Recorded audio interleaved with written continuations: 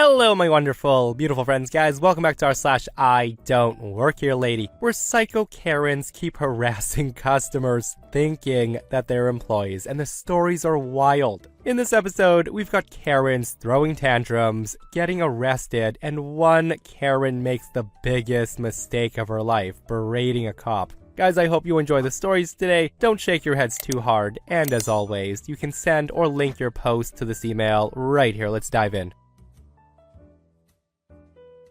So here's some helpful background. I have a social anxiety disorder, which used to be completely debilitating, but now, after a lot of hard work, it's fairly well managed. I can navigate normal social interactions in small doses with minimal anxiety. With that said, my husband's great, and he's helped me a lot to become more functional. Somewhat relevant to the story is he's 6'4", and he's what I call work fit. My husband doesn't go to the gym. He's not buff like that, but he's not scrawny either. He works running a construction business. My husband's calm, has a steady presence, and he never gets upset. So here's the incident. Hubby and I went to the Wally Mart to grab some quick groceries. The cereal I was interested in was on the bottom shelf or two. So I squat down next to our handbasket and I began the process of reading ingredients and comparing my options. Enter the male Karen. The guy comes up to me and he asked where some kind of sandwich spread is that I'd never even heard of. I'm so focused on reading the cereal ingredients that I don't even look up. I just say, I don't know. The guy then says, well, can you get up and help me find it or get somebody who can? You're not really doing anything. I've been watching you and you're just rearranging boxes, trying to look busy. I look up shocked. I stare at a reddish, belligerent face looming over me with a finger pointing at nothing. I kind of shut down. I start sputtering that I don't work here and I can't help him. The guy pushes my basket away from me into the middle of the aisle with his foot, and he begins berating me that all the lazy good-for-nothing workers in this store are non-existent, that he can't find a damn person to help him. Hearing him scream at me, I kind of fade out, and only really perceive his tone and insistent threatening presence at this point. Enter my husband. The interaction maybe lasted a minute or two when my husband steps up to us. I'm brought back to reality by the familiar presence of my husband. He then utters only 4 words in an assertive tone that I've never heard him use before. Each word was spaced out like it was its own sentence. My husband said, "You will leave now." Red face has gone completely silent. He suddenly turns around and he half walks, half jogs around the corner towards the front of the store. Hubby helps me up and makes sure I'm okay. I then grab my cereal and we head quickly to the checkouts. The guy's nowhere to be seen. I guess he didn't need that sandwich stuff so badly after all. Yeah, I think we can all agree that OP's husband is definitely a keeper, and what a rude encounter that was, right? Like, people seriously need to learn manners, because even if OP was an employee, who the heck would want to help somebody after they berate you like that? Hopefully the guy learned a lesson, and this was the absolute last time he does something like this. And guys, as for the voice thing that OP's never heard before, this person comments, my wife and I had been married for 10 or 12 years before I had to pull out this scary man for the first time in front of her. The vapor trail from the sales idiot who finally suddenly got the hint was still dissipating when I turned around to see her eyes round as saucers. It scared the hell out of her too, and it took a little time before she felt okay and we could laugh about it. I've only had to do the scary man bark a few times, but I hear quiet scary man is even scarier. Guys, let me know your thoughts. Have you ever had to pull the scary voice out to get somebody to back off real quick? So I've been enjoying your stories for quite some time, and I have a story to share. Many years back, my husband worked for a polyurethane foam fabricating company. As one of the sales team, he had a key to the building. One of the salesman's tasks was if the alarm went off at the building overnight, the alarm company would call them and they would have to go down to check it out. They were not to call police first. They were to go down there themselves, no matter what time of night or the weather. Anyway, the list is rotated, and of course, no one ever wanted to go down there. I don't blame them. It was a really stupid rule. Like, what if there was a band of armed robbers stealing the office equipment? Most of the time, it wasn't anything like that. The system was old and it would trip with the smallest things. The only time the police were ever called was if they reached the bottom of the list and nobody was available. I've learned since that this is not necessarily uncommon, but I still question why you would put an employee in potential danger instead of sending trained people to handle this, but whatever. After making his first trip there at an ungodly hour of the late night/early morning, my husband did what the rest of them had long since learned to do. Don't answer the phone or make someone else answer it. In this case, it was always me. I would tell them he wasn't there, whether he was or not. And let me tell you, the phone waking up a baby at 3:30 in the morning gets old really fast. We ended up turning off the ringers and the answering machine before we went to bed each night. One night, I was home alone and it was still early. Around 9 p.m., the alarm company calls as the alarm had been triggered. I explain my husband's not home, and I think that's the end of it. But no.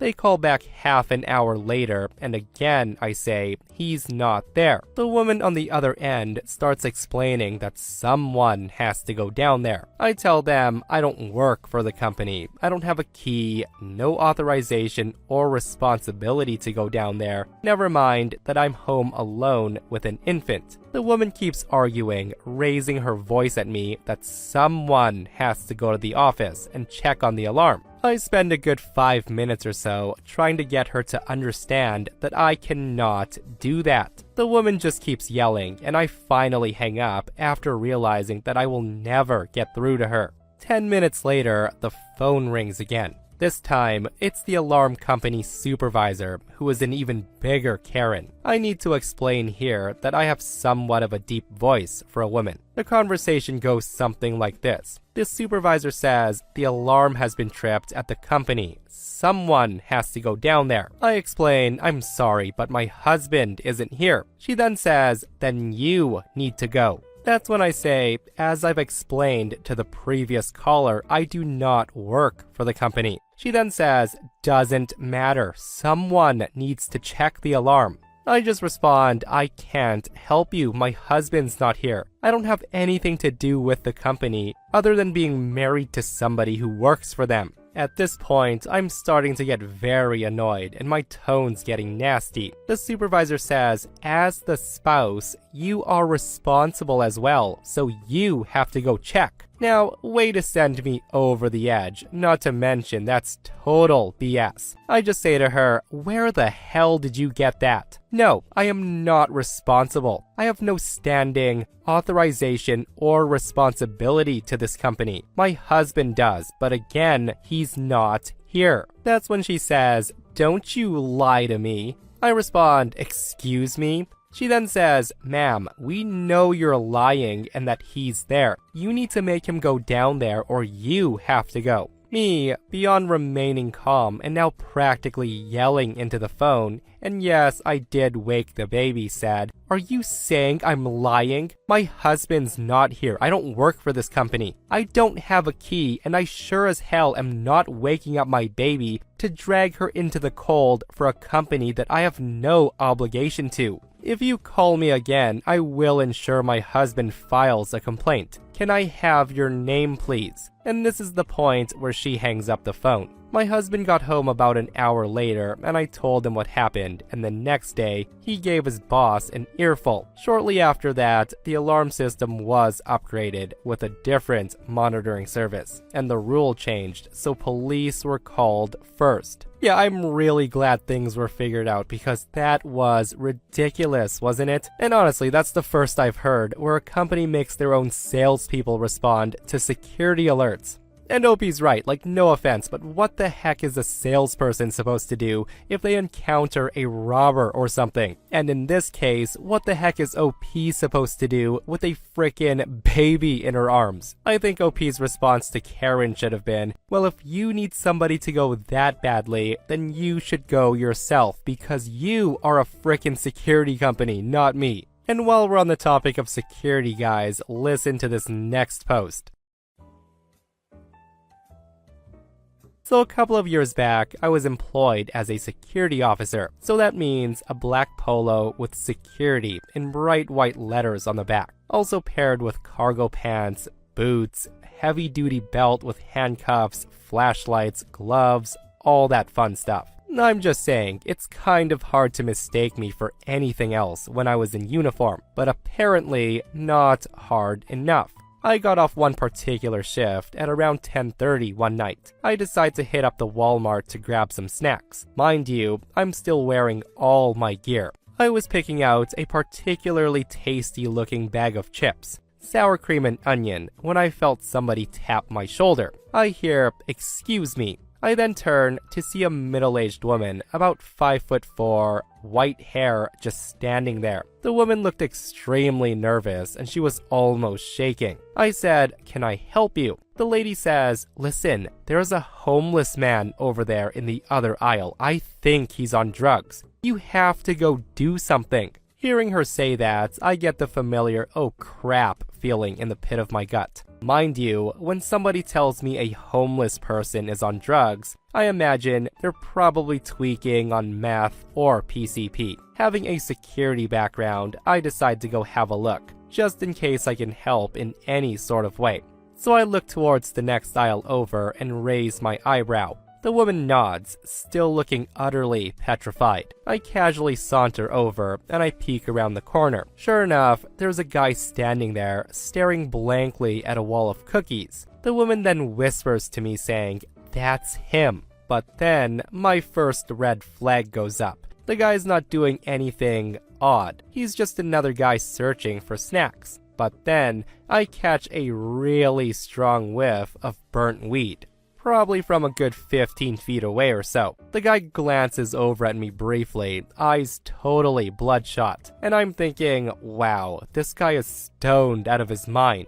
I just kind of laugh to myself and then go back to the woman. I say to her, "Ma'am, I think he's fine. The guy probably has a bad case of the munchies is all." Immediately, the woman goes from timid and scared to absolutely furious. She starts screaming at me saying, "I don't care what he is. Look at him. He's on drugs and he needs to be arrested right now." Mind you, where I live, weed is legal. So I tell her, "Ma'am, he's currently not breaking the law. And even if he was, I'm not a police officer. I don't even work here. This is Walmart." The woman puts up a fight though, and she says, "That doesn't matter. He might not be doing anything right now, but he's a danger to everyone in here, and you have to apprehend him right now."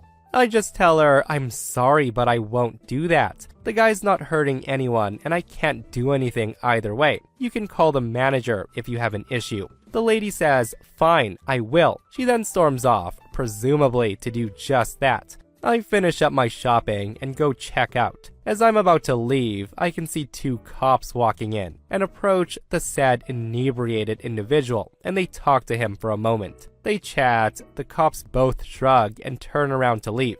And guess who shows up? The psycho lady. The woman comes running over to them and she starts screaming how they're not doing their jobs and they're letting a dangerous criminal walk away, and that she would have both of them fired if they don't arrest this person. Eventually, one of them had enough and they told her that they would arrest her for causing a disturbance if she continued. Eventually she saw the light and she just stamped off, muttering about moral corruption ruining this country. She saw me leaving and she gave me the nastiest, dirtiest look ever. I just laughed and I waved goodbye to the stoner dude on the way out. You know what? I don't blame her for thinking the way she did, because some people are ignorant when it comes to any sort of drugs. But I will say that the stoner dude out of everyone in Walmart was probably the least violent.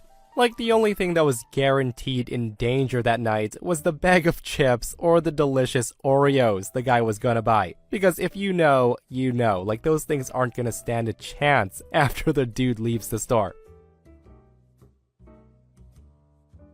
So recently, I had to go to an appointment at a hospital immediately after work. In fact, I had to leave work early with my supervisor's approval just to make the appointment, so I didn't have time to change. Not thinking about it, I walk into the hospital wearing scrubs. The entire time I was there, it didn't occur to me that I look like staff. I finish up my appointment, spoiler alert, still a cripple. I then proceed to limp walk to my car, cutting through different buildings to soak up some AC on the way. I get to the last building, and a woman in a business casual outfit walks up to me, and she says, "Are you doing anything right now?" I respond, "Nope, I'm just heading home." "Why?"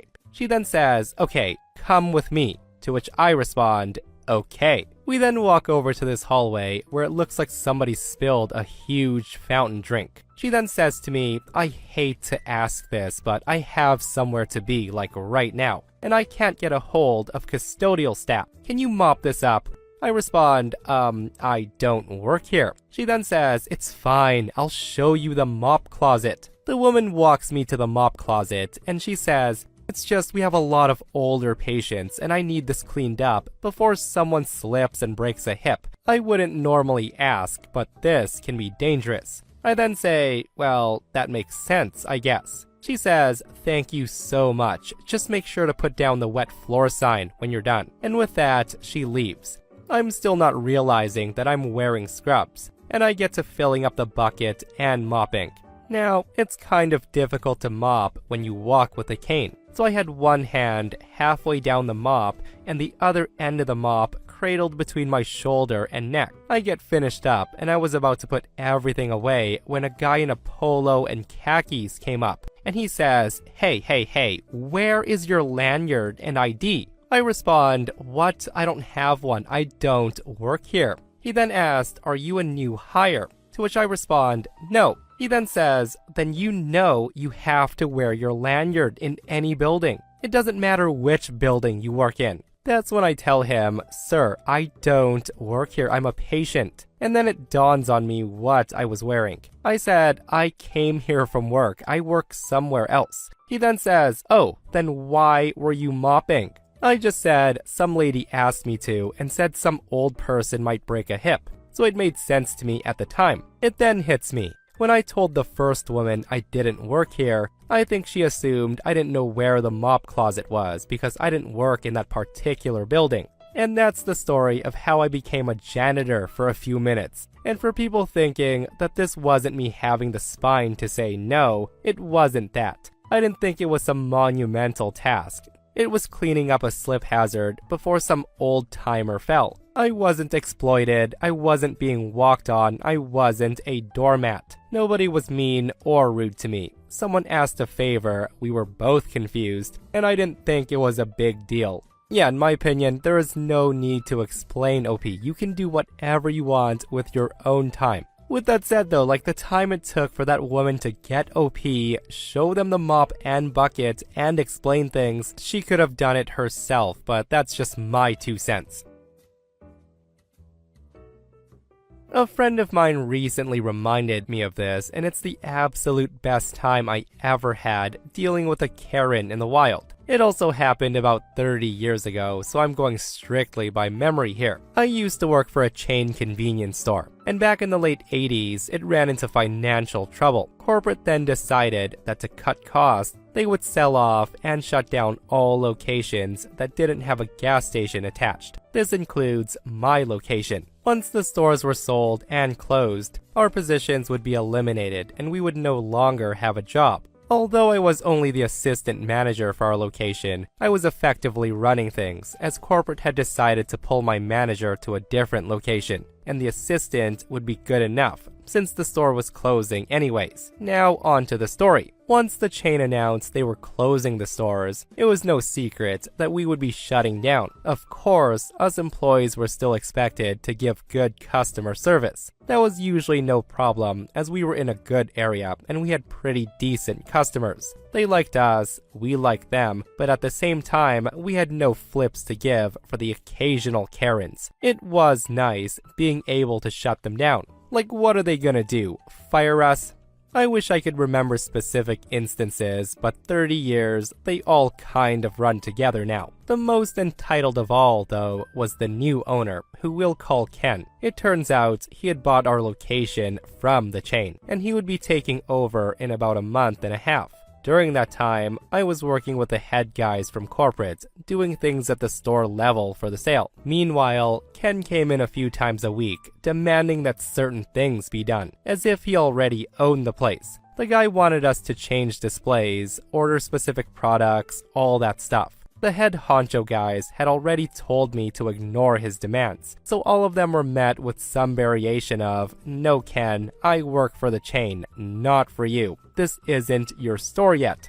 Well, Ken didn't take it well. It usually sent Ken off in all of his huffing glory, yelling that I wouldn't be acting like that once he ran the place. Fast forward to the final day. All the other employees had worked their last shifts, and me, as acting manager, I opened the store that morning. The head honcho guys arrived to go through whatever they needed, and shortly before noon, Ken shows up. Ken and the head honcho guys went to the back, and once they came back out, we closed the store in order to finalize everything. The head honcho guys and I cashed out the register for the last time, and most importantly, I turned over my key to the store. Once that was done, something close to the following happens. The head honcho says, "Okay, Ken, we're all done. It's all yours now." They then start packing up to leave. That's when I said, "Just making sure. The chain no longer owns this location. Ken's in charge now, yes?" Head honcho confirms, so I step out from behind the counter. Of course, Ken starts yelling, saying, "Where do you think you're going?" I respond, "Home. What does it look like?" He then says, "You get back here right now and get your butt back behind that counter where it belongs." I respond calmly, "No, I don't work for you." Ken then says, "What do you mean no? I told you things would be different when I took over, and now you have to do what I tell you to do." Me, with a huge grin on my face, say, "You just don't get it, do you, Ken? You bought the store, you bought the inventory, but you did not buy the employees, and you sure as hell didn't buy me." So I'll say it one last time and try to get this through whatever functional cells may be floating in your empty head. I don't work for you. I never have, I never will, and since this store no longer exists, I don't work there anymore either. And since I'm no longer needed here, I'm leaving. At that, Ken starts sputtering and yelling incoherently, realizing that he now has nobody to work the register.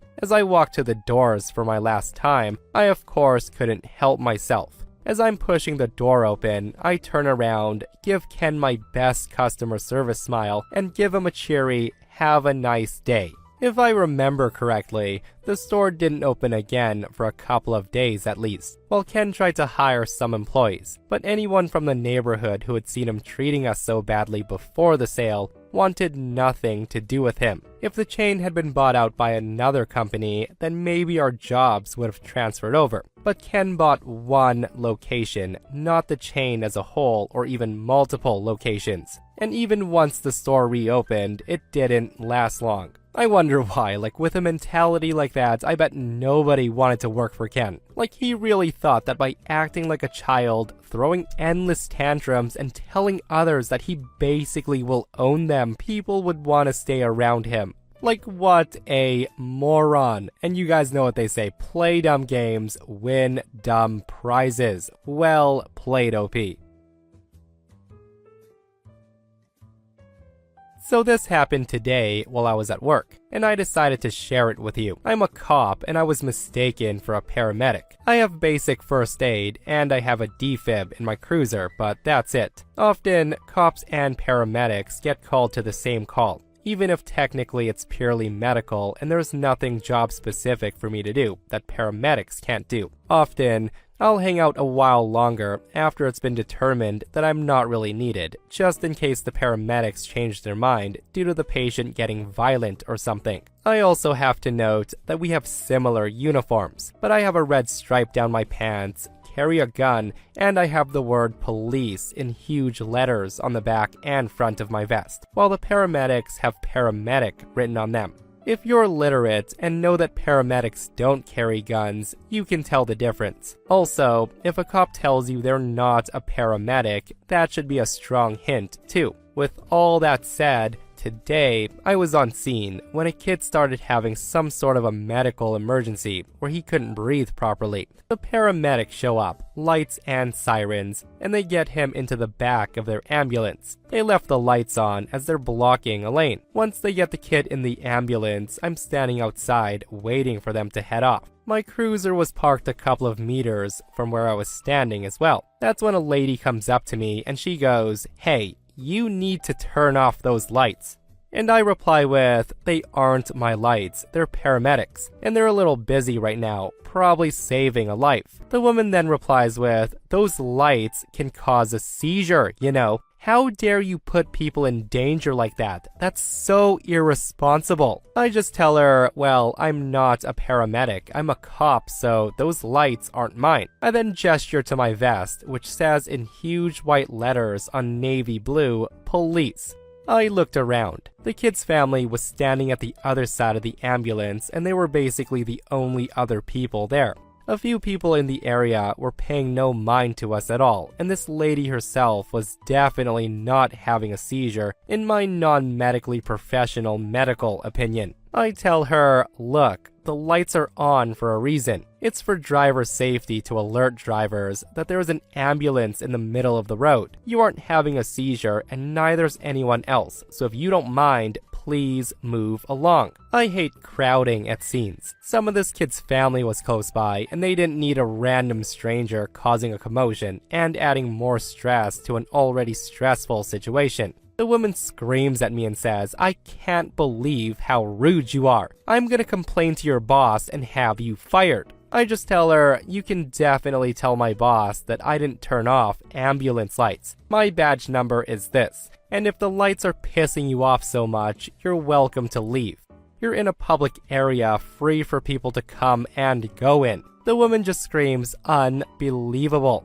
She then stomped off after that, which is good. I haven't yet received a complaint, probably because I'm not a paramedic. Yeah, some people are in their own world, I tell you. Like, obviously somebody's having a medical emergency because ambulance, and this woman's worried about frickin' lights. Like, go pound sand Karen. Like, go get a hobby or something and stop harassing people doing their jobs. And that, my friends, brings us to another end of our I don't work here lady. Guys, I hope you enjoyed today's stories. If you did, hit that thumbs up. And if you're not subscribed, consider subscribing so you don't miss these crazy stories. And if you missed the last episode on the channel, it's an r/EntitledPeople episode, where bad Karen bosses are getting absolutely destroyed. Guys, go check it out if you haven't, and myself and Stevie Boy will see you guys in the next one. We love you.